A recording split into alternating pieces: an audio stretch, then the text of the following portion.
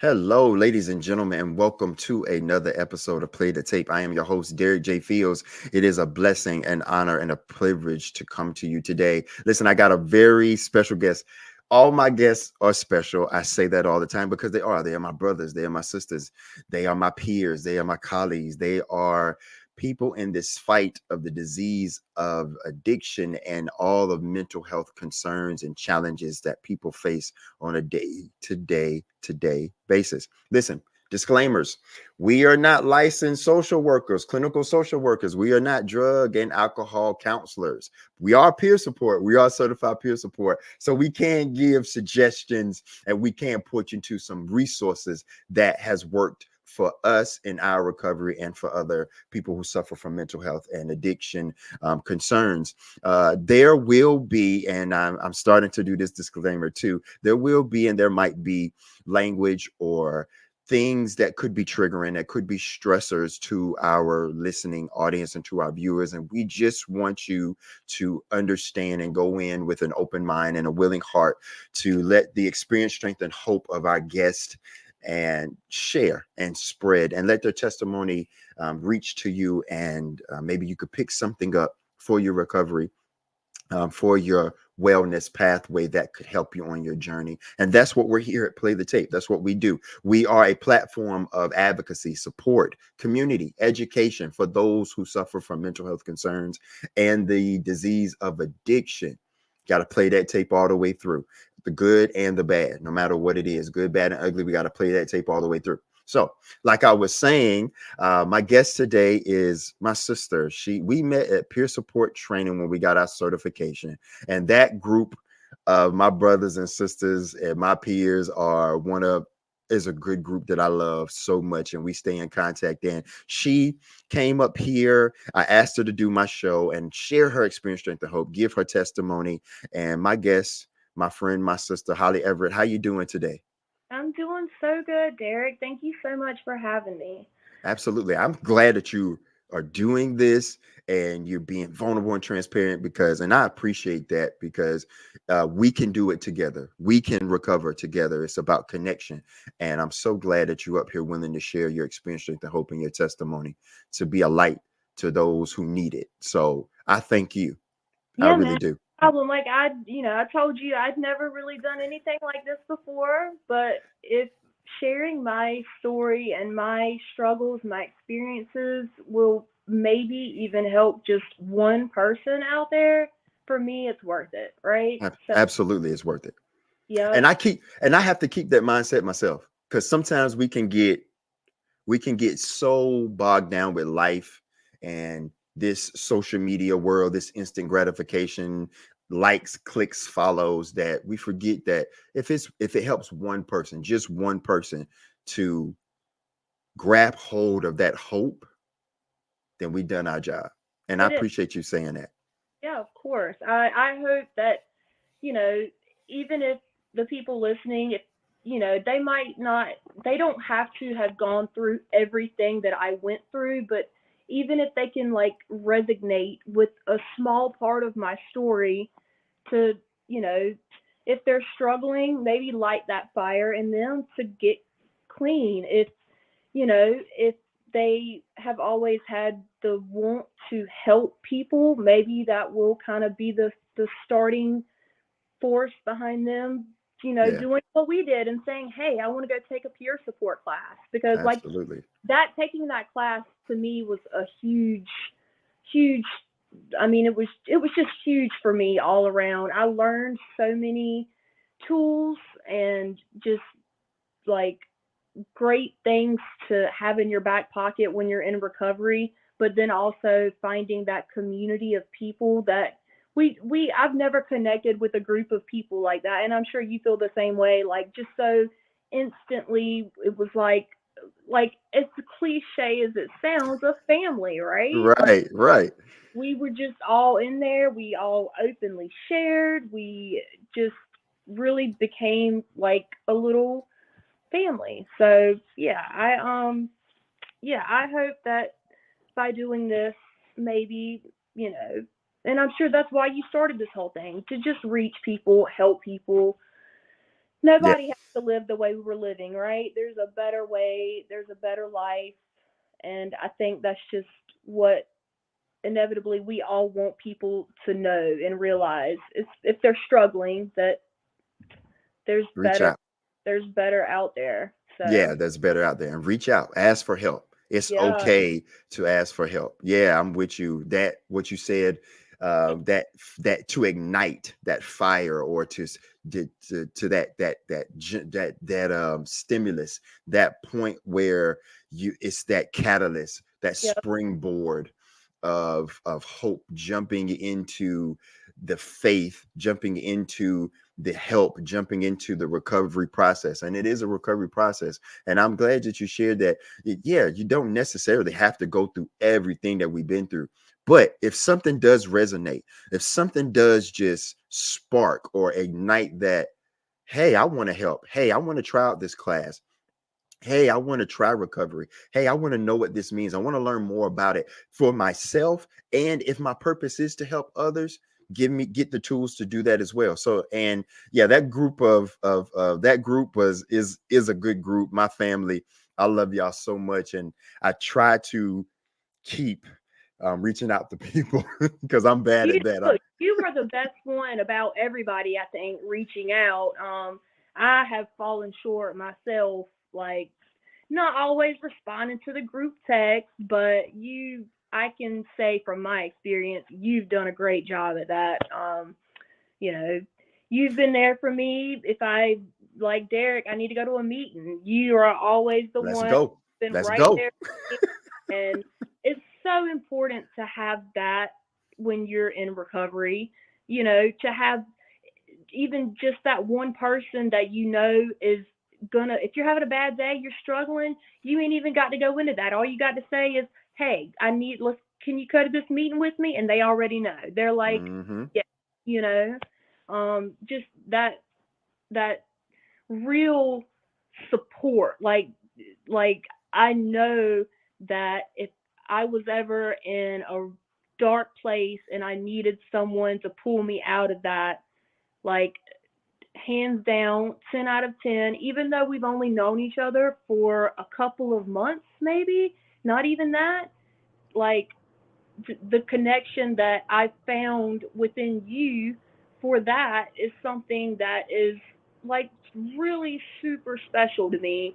And I can really tell that you have such a passion and such a willingness to just want to spread your message and help people, that it's rare to find that in people, and to see people that are so, like, just from the inside out passionate about helping people. You and Shar are like honestly the two people that I've really seen that in, to a point like that I've never seen it in anybody else the way that I've seen it in y'all. And that touches my heart when I see people. What was your term? Your 10, your, like you say, it's like your 10 people or 8 people that Oh have, yeah, you got 10 people in your support group, in your yeah, circle right now that you could reach out to, and they would love, and they would be there and ride for you. Absolutely. for sure. I'm still getting my whole list of 10 people, but for now, I got two. I got two people, Yeah, and you do. we're the two. So yeah, man, your support, has just meant the world to me. So Thank you. I give all the glory and honor to my Lord and Savior Jesus Christ. I just do. That's just who I am. And I can't deny that, because I wouldn't be in here without God's grace and his mercy. So I take no credit. I'm just thankful that he gave me an opportunity to meet people like Shar, and that gave me hope because like you, I see hope in her. I see her passion. I see her love. And I got other, oh, I know what you're talking about. I got for the on the treatment side where that the counselors and the Yeah, psychiatrists, right, I got yeah, 6 people, yes I that's do. it.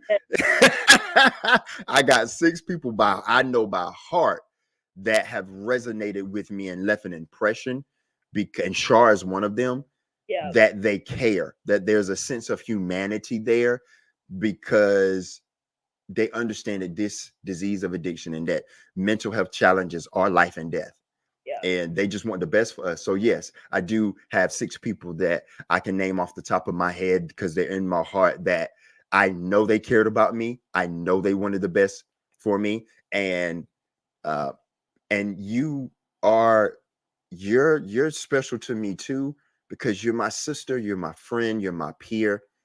You made in God's image just like me. And when you ask to go to these meetings, that resonates in my heart because that does me good.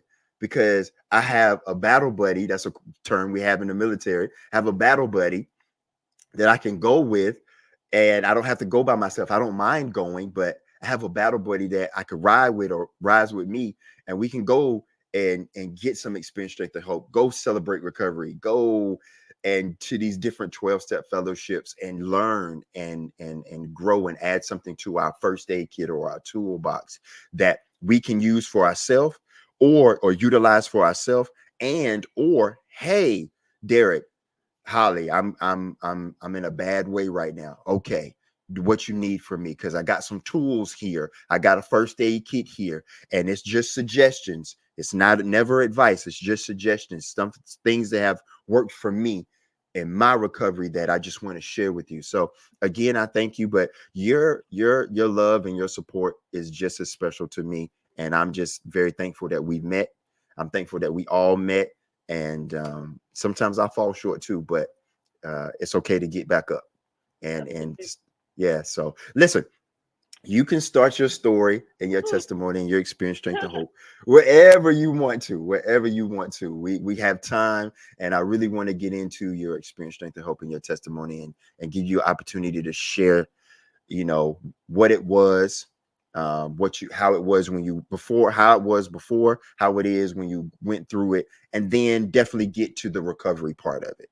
For sure. Yeah. So like for me now, the person that I am like here today, and then you know I'll go into a lot of the things that I went through, but I don't feel like the same person at all, and I think a lot of people have had that experience, but um, yeah, it's wild the road that addiction can take you down.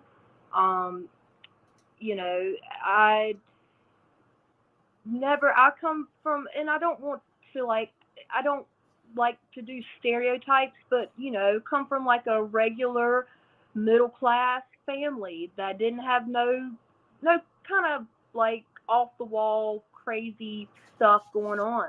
And Mm-hmm. um I was my addiction started, I was probably about 13 years old, and I found that this is a common thing with other opiate addicts where you have an injury, you go to a doctor, and that doctor starts over prescribing you for, something that probably didn't need opiate medication in the first place for. And then for me, my experience was when I started taking that medication, I didn't know what withdrawal was. I just was taking a medicine that my doctor gave me, and then next thing you know, one day I think I forgot to take my medicine, and I thought I had the flu.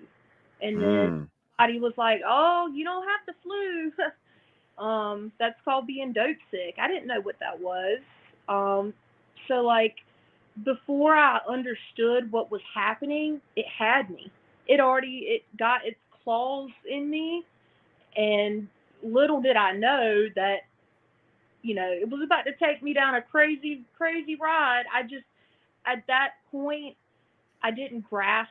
what was really happening. I just I was like, okay, well, I kind of like taking these pills anyway because they make me feel good, right? Right. Like Right. make you feel good. So you keep taking them, and then um, a month turns into 6 months, and then 6 months turns into a year, and then I was so young, you know, um, after probably 2 or 3 years of taking my prescription, I got a new doctor. The new doctor took one look at my thing and was like, "Oh no, no, no, we're not going to give somebody your age all of these narcotics." Took me off of everything, all at once, and then that turned making me have to start buying um my prescription pills, drugs, whatever you want to call it, off of the street, which like I one of the things that I kind of touched on with you is for me it didn't happen overnight. Right. It was like the devil like so slowly put things the way he did things, it wasn't a drastic change. It wasn't I woke up one day and I was shooting heroin. It was you're you're taking a prescription and then you have to start buying that prescription off of the street from drug dealers, right? And then, Right.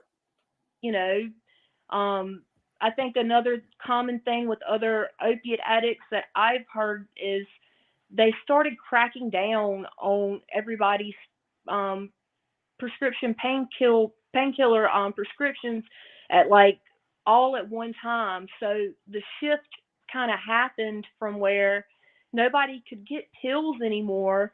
So I've heard this story so many times, but you'll have somebody come up to you and be like, "Hey, this is the same exact thing. It's a lot stronger and it's a lot cheaper. Do you want?" Mm. And when you're going through those withdrawals and you're so sick, you'll do anything. You'll take anything to feel better. Right. And it's so sad, but that's the truth. Like I'll never forget just being so sick that I couldn't function. I couldn't eat, I couldn't drink, I couldn't sleep, I couldn't do anything.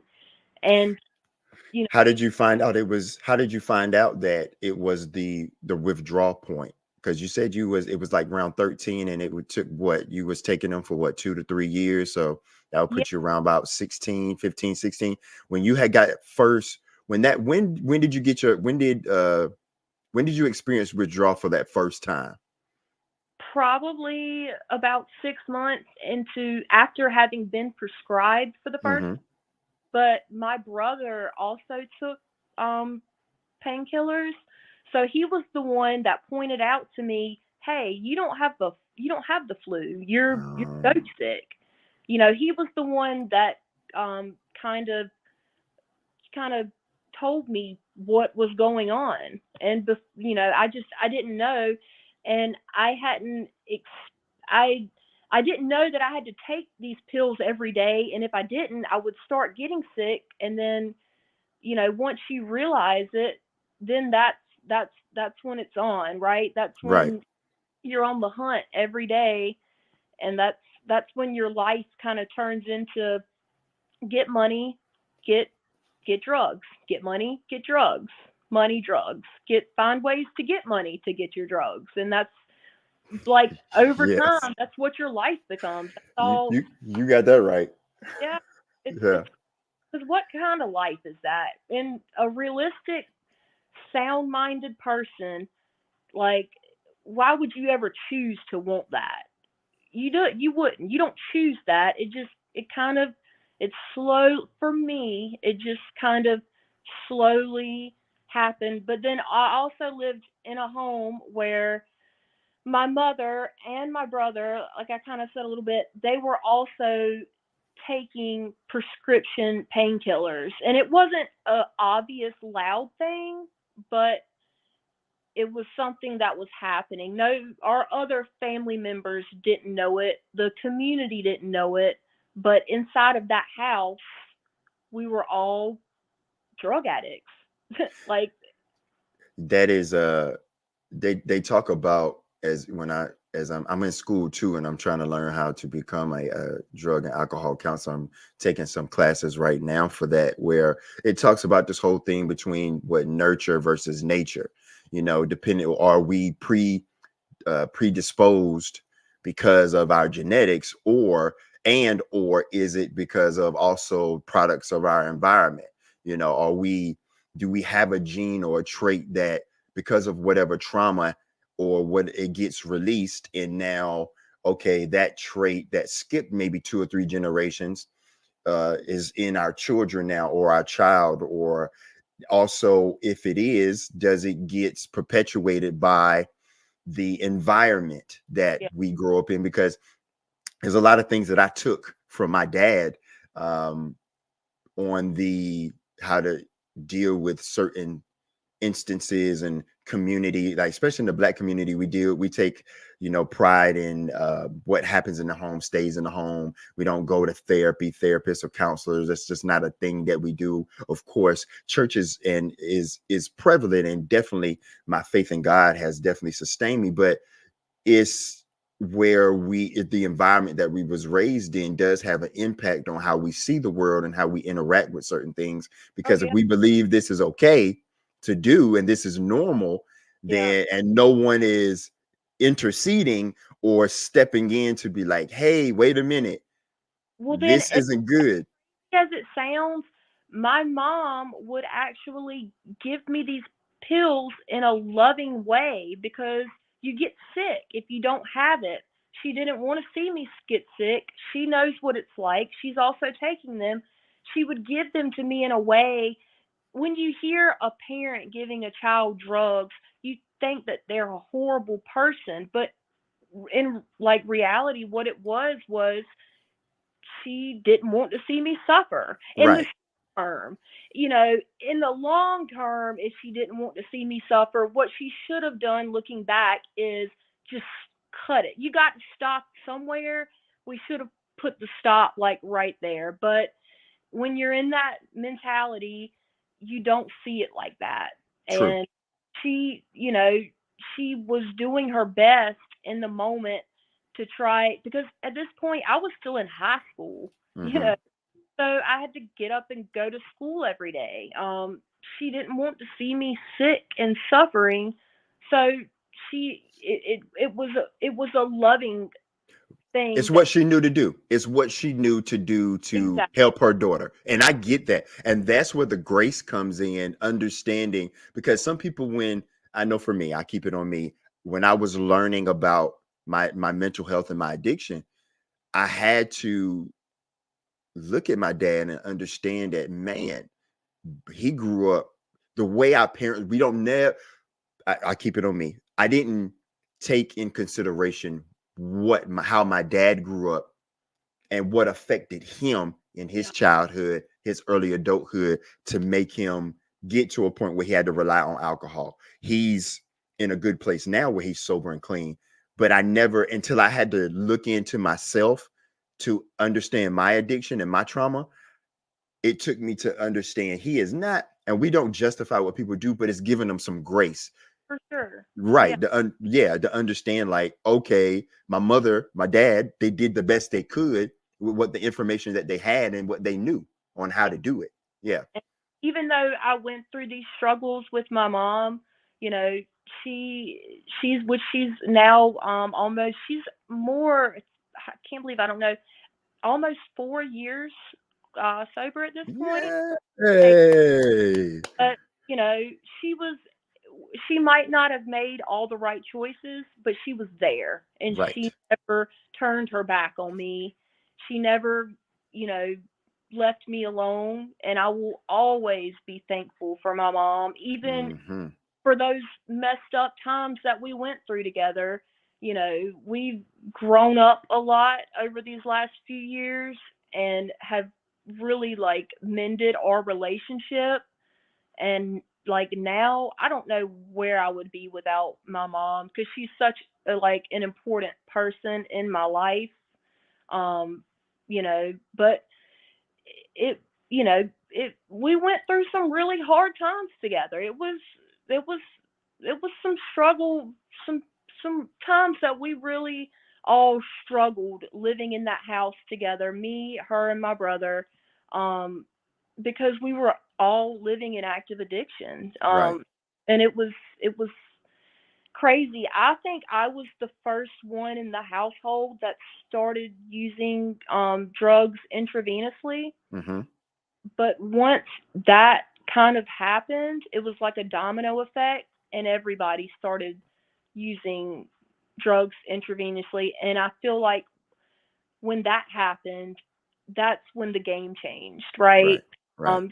Because you weren't just, it's so funny how you can be addicted to painkillers and have this mentality of, well, I'm a pill head, but at least I'm not a junkie.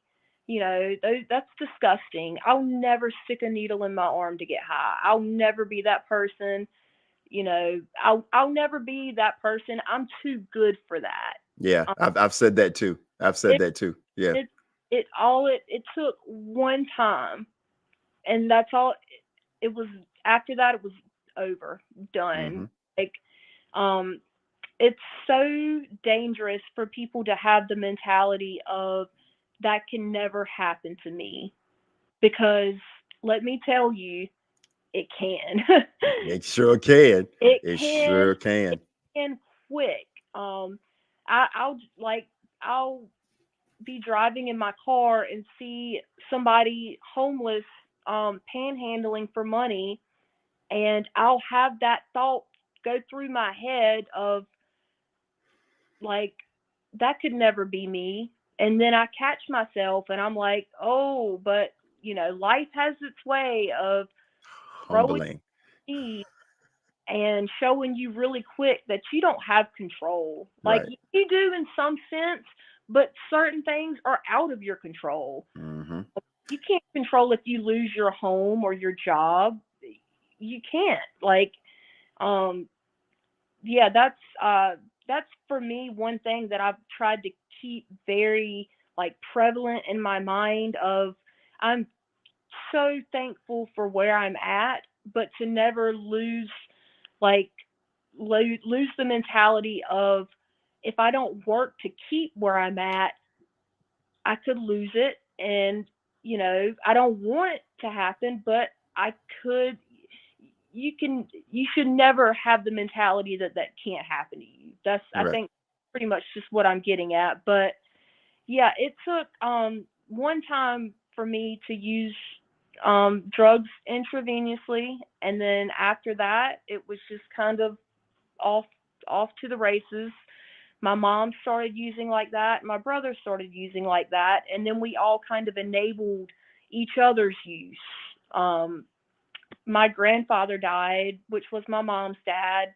And I think when he passed away, he was like the closest thing I had to a dad growing up. And after he passed away, it was like, we didn't have to worry about hiding it anymore. Mm-hmm. The person we really cared about finding out was granddad. He was kind of like head of household.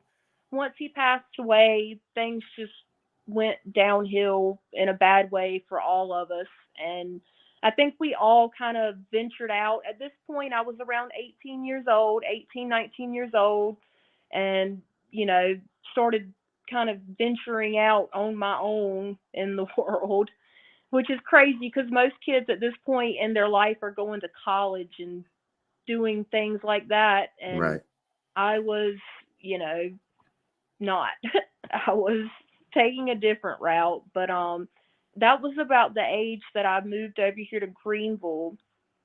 And Kate, Kate, she was in our, Yeah. Absolutely.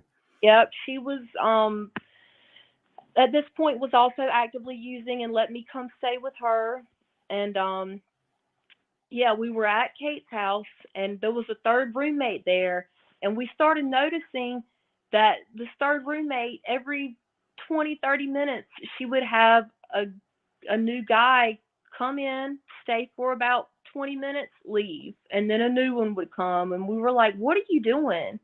And that's when she kind of introduced us to the world of Backpage. Mm-hmm. Um, which is crazy because again, you never thought you would be that person, Right. right? Never. And then there you are one day and you're selling your body to pay for your drugs, and it's humbling and just crazy, but that's where I was at. And it's that I think that was really a turning point for me in my addiction, just Right. because how much lower as a female, that's how I felt, can you get than that? You don't, what's special about you if anybody can have it for, a couple $100s. There, Yeah. I think having Uh-oh. Hold on. Your internet. We back. We good. Yeah, you were saying the worth of a couple does $100. it Right. takes a big toll on your self-worth, and just sends you deeper into that spiral of addiction. Was that your and I always let people know if there's something that I ask that you're not ready to. No, no, no. You're Okay. How long was that stint of your life, of the time period, was that? I would say it was from age 19 to 26. And so from 19 to 26, you're in that lifestyle and the addiction and the mental health. What was the moment of clarity for Holly that was like, okay, enough of this. Enough of this. I'm not better or worse than anybody, but I do have some self-worth about myself, that this ain't it. Yeah, and this is something else that I wanted to touch on, but Hmm. for me, I had used um psilocybin mushrooms as a way to kind of relieve some mental whatever was going on. It was my way of kind of doing therapy. Hmm. I had taken some mushrooms. I was um at I forget. I was at a fancy place getting ready to go out to dinner. I was dressed up really nice, and then I was like, "Dang, I need to use before I go out because I don't want to have to come back." I was in like this beautiful dress. I had my hair done, my makeup done, and I looked at myself in the mirror with this needle in my arm, blood running down my arms, and I was on that ride of the mushroom a little bit. Not Hmm. where I was like having a crazy trip, but just enough to where it did something to my brain that was just like I the way that I saw myself on the outside at that point in time, which was like, beautiful, dressed up, nice, that's not how I felt on the inside. Right. And Right. I can't explain it, but I just, like, I prayed to God to just take this want out of my life, to just get it out of me. And, it, for me, I just I did not have that desire to want to continue to use after that point. I just, as crazy as it sounds, No, it doesn't. It doesn't. That's kind of my revelation too. That's kind of yeah, where I'm at with you. Yeah. Go ahead. and it's it's hard to tell that story like that because it doesn't happen like that for everybody, Hmm. and I never want to like discourage someone because if it's not happening like that for you, I don't want people to think that they're doing something wrong. But just for me, it it flipped that switch, so to speak, and um, I was able to put the drugs down, which I too, I'm on a MAP program, Hmm. medication assisted therapy. So for me, because I was doing the methadone, I was able to just put the heroin and fentanyl down without having the withdrawals because I was on the methadone. Um, but like that's not everybody's experience. Um, but yeah, for me, it was a combination of those things. Being on a MAP program, having the psilocybin um, kind of work in my brain and change the way that my brain worked, and then God's grace. Like that's the Yeah. biggest thing, right? Like Right. if I hadn't had His like hand on me through all of that whole experience going on, I wouldn't be here to talk today to you about like it would never That's have crazy. come to fruit. Like it's crazy to look back now and think how everything, Yeah.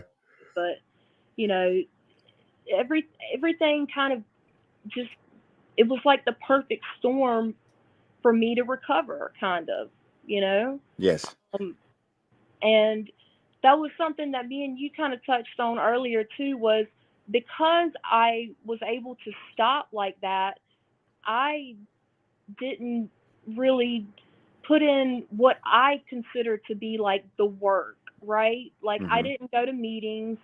I didn't have a support network or support group other than my counselor at the methadone clinic. But I knew Shar for 2 years before that class, and we were never really like close like that before. I Right. would, Until I would yeah, go until now. yeah, I would go into my counseling things and just be like, "Yep, all good, everything's good, no problems." And like we never really had like any actual in-depth conversations. Hmm. And yeah, man, something I'm so thankful for that woman now, but it's crazy to think, I didn't utilize that resource for so long, but um it's um it's crazy what taking that peer support class really did for my mentality about recovery, my recovery, and just your mental health in general. Yeah. Yeah. Um, Absolutely. yeah, it's a big deal because that's where it starts.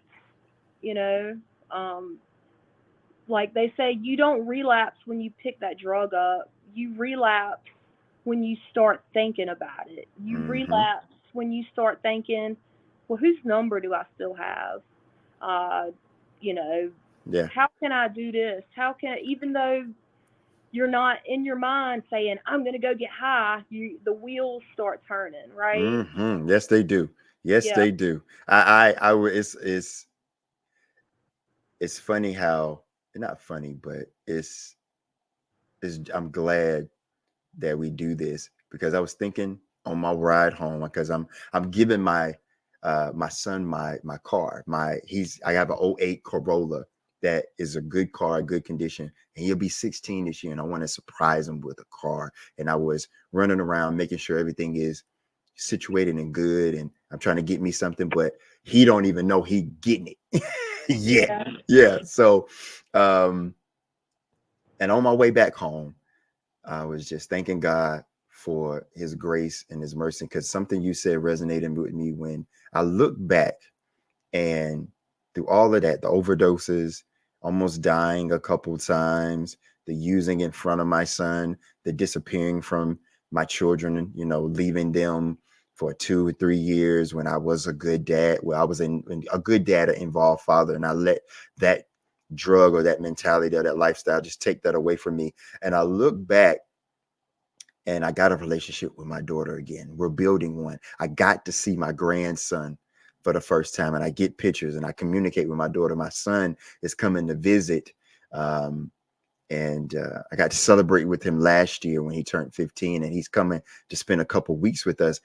And then I look back on all those times I was homeless, sleeping in my car, how God kept me, and through all of that to be here right now just to say thank you, Lord, and to show my gratitude and to be, and for us to be hope. Yep.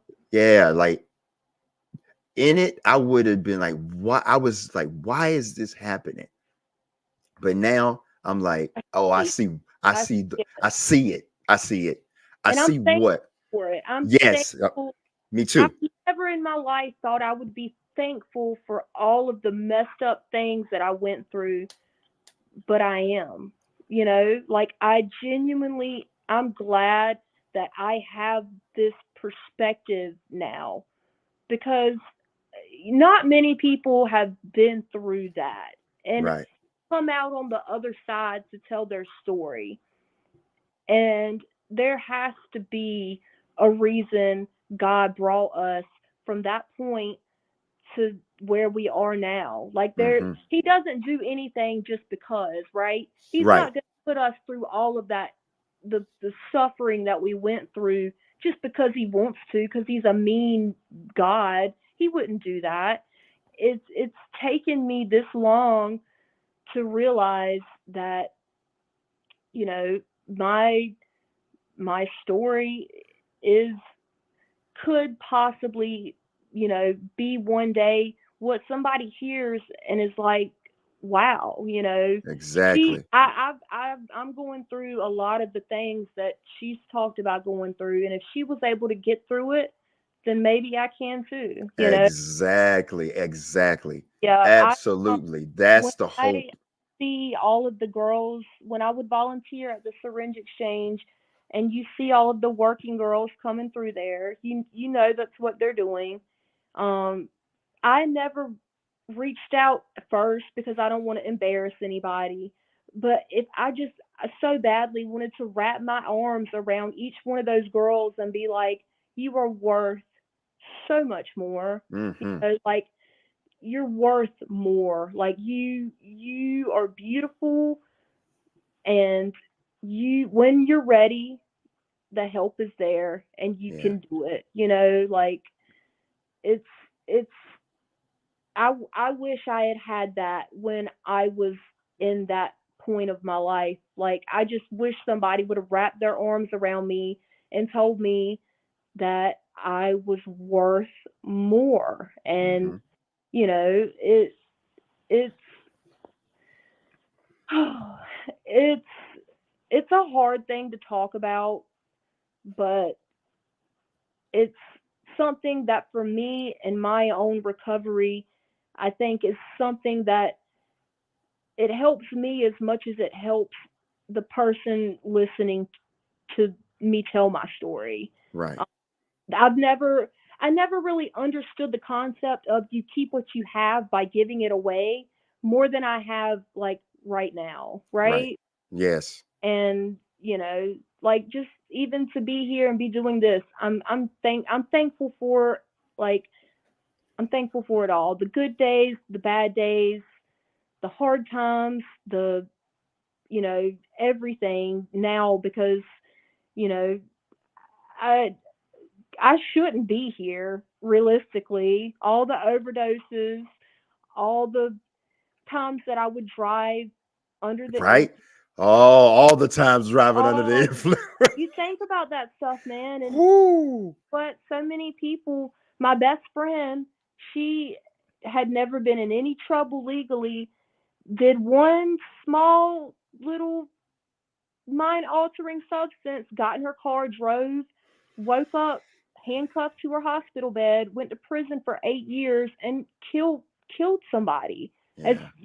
sad and crazy as that is, not intentionally, but she took someone's life because she made the choice to get high.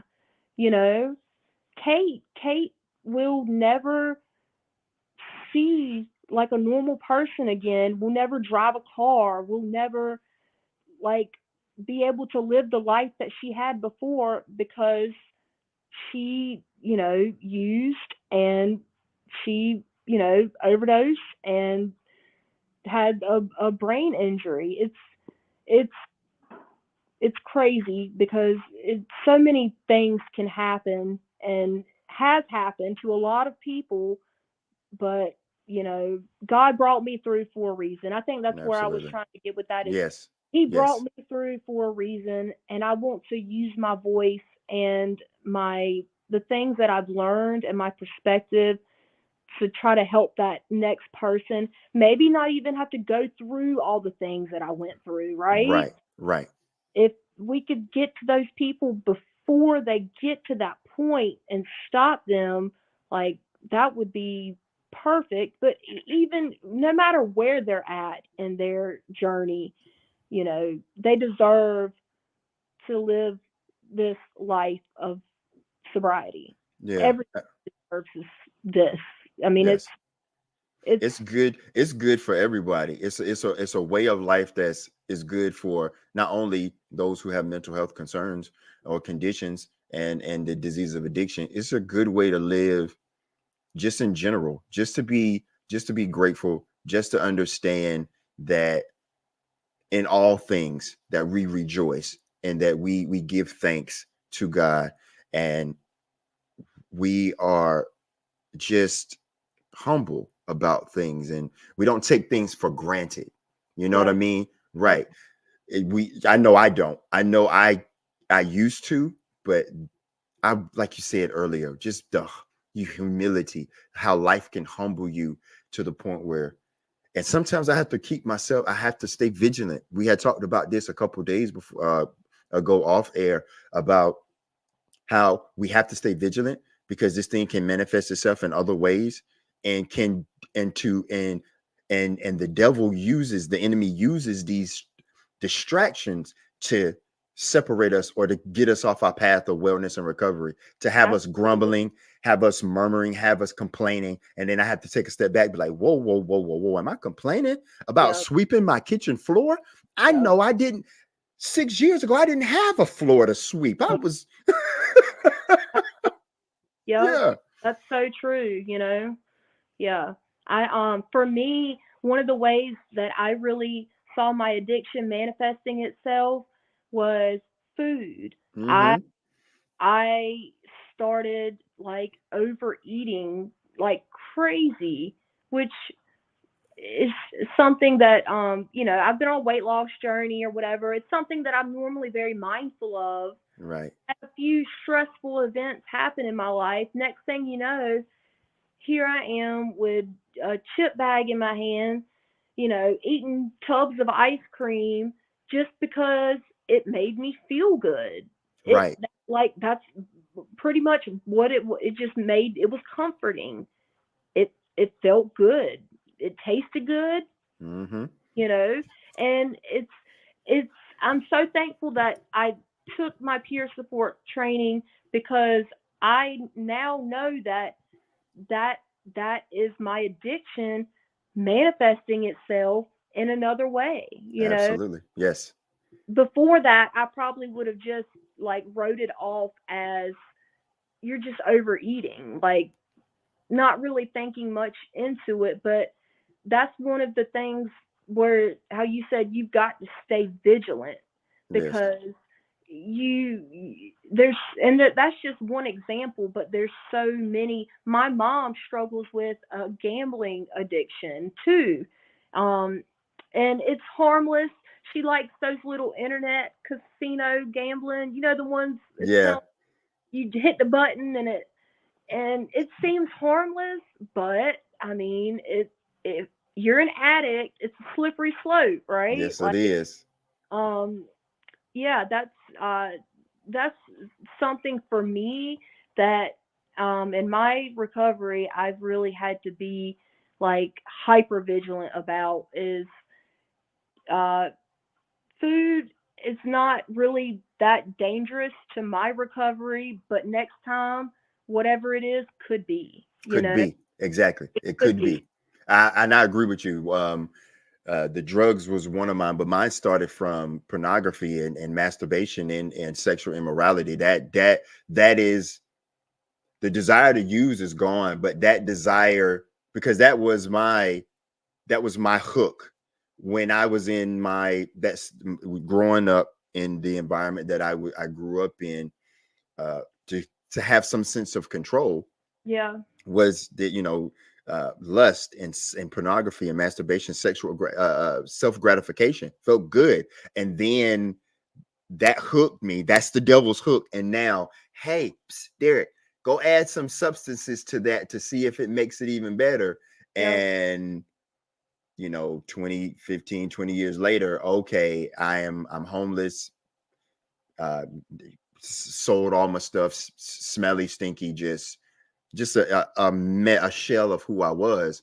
And now, since the disease, since the substance is gone, now I have to work on these other things, these other behaviors, these other coping mechanisms. Where if there's a struggle, do not pick up, no matter what. But Yep. also, I don't have to go to these other things as well to supplement not using substances anymore, because they're Yep. just as dangerous as too. Because sex and drugs go hand in hand for me. If there's drugs, there's going to be sex. If there's sex, there's going to be drugs. So I definitely have to be vigilant on all things, on how it manifests itself, because I don't want to look up one day and I have a stem in one hand and a rock in the other, and I'm like, how Right. in the heezy did I get back here? Right. So yeah, I like that what you said, hyper vigilant. You got that Yeah. right. Yeah. um For sure. And then like for me, the kind of what you were just talking about, that's one of the big reasons why I appreciated you so much going to that first meeting with me. Because if you hadn't gone to that first meeting with me, I probably wouldn't have gone. And then I'm trying to start to do those go to meetings and things like that because I want to really um like like build that solid foundation. But I never really, the way that I got clean, I never went and worked through a lot of my traumas and worked through a lot of the, you know, really bad things that I went through. mhm. And I think in order for me to have a sustainable long-term recovery, that's something that's important. I love that you said that. I love that you said that. That is so powerful. And that's what I was just about to ask you. Is there something that you believe honestly and open-minded and willing for yourself that you could do? And man, I love that. That's so strong and so Yeah, powerful. Yes, it's something that absolutely. I I have, and just it really even the last few weeks, I've noticed that it's something that I I just I feel the need for in my life. So like Good. for me, I another big thing that helped me, especially in my early recovery, was microdosing. Um, that was like a huge thing for me that helped in the beginning. That's a great tool and it's a great thing to utilize. But for me, if I don't have like that solid just support and that place that I can go to where everybody has the same goal Hmm. and the same, like idea, um, that's just something I really felt the need to get more active and be a more active participant in my recovery. Absolutely. I mentioned to you that I had a using dream so real and vivid that it scared me. Hmm. I since been I've been clean. I'd never had anything like that, and it scared me. It scared me to the point where I was like, I don't want that to be a possibility. What can I do to like put some armor up to Yeah, right. like And that's what it was. It was a warning. It yeah, was, hey, listen, this is going to be something that we have to do for the rest of our lives. We're yeah, going to be in recovery and on a path to wellness for the rest of our lives. We can't graduate from it. We're not going to get a diploma or a degree or a certificate. But that was just a warning for you not to, because they used to scare me too. But there's just and sometimes I still get them. I haven't had one in a while, but I still I get other dreams Yeah. that are because they're still, God is telling me I need to be vigilant of still different strongholds that can, again, what we talked about, that can manifest itself in other ways. Yeah, that can lead me back to picking up that drug or that substance. So yeah, that it was just a warning to let you know. Well, I Yeah, go heard it. ahead. I heard Yeah, it. take the warning. I got. Yeah. Yeah. It scared me. I'd never had anything that realistic, and Hmm. um, You I wake up like, oh, did I use? Am I still that's good? how I I'm felt. I mean, it was, that's how I feel. Yes. oh my gosh, like it was just down to the little details. Yes, it Like is. it was wild, and I really think it's important. You've got to put just as much work into your recovery as you did to get it at like getting high. Yeah, Um, absolutely.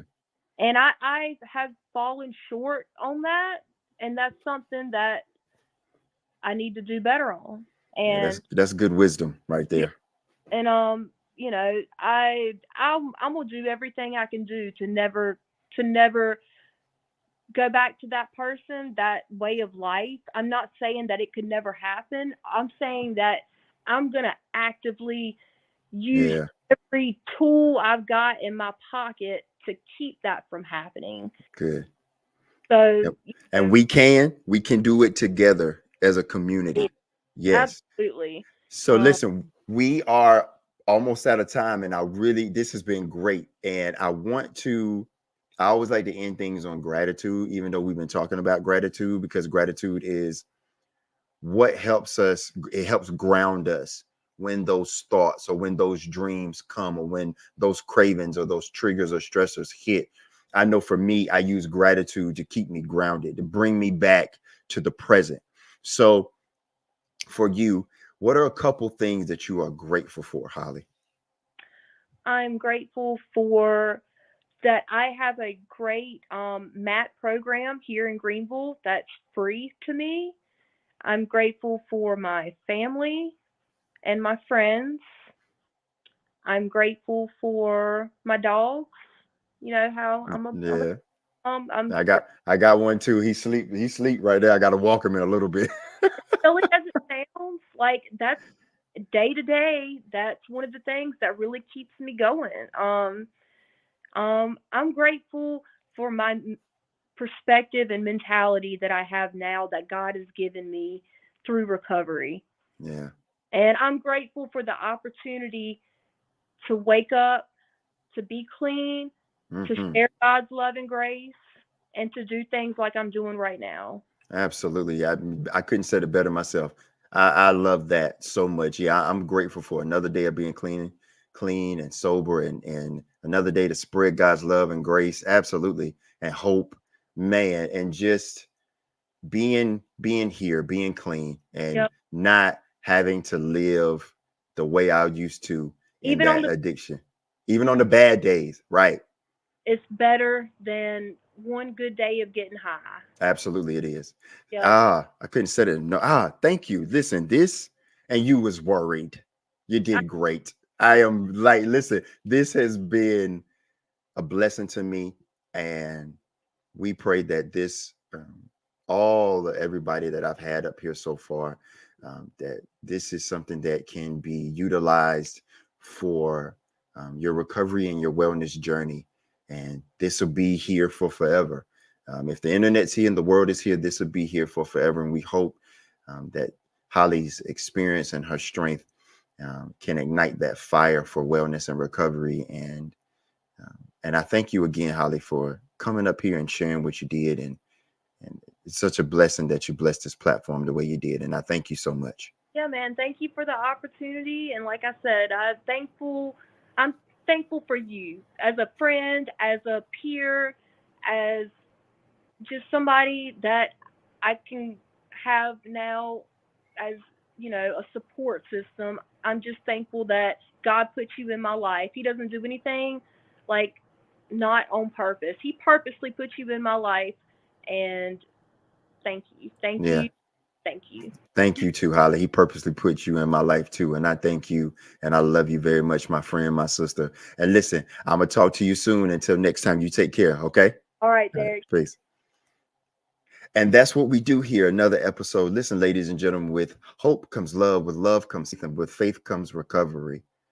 I can't, but we can. Together, we can do this because it's about connection. It's about community. It's about being together in all aspects and giving God the glory. For my Lord and my Savior, Jesus Christ, I say thank you.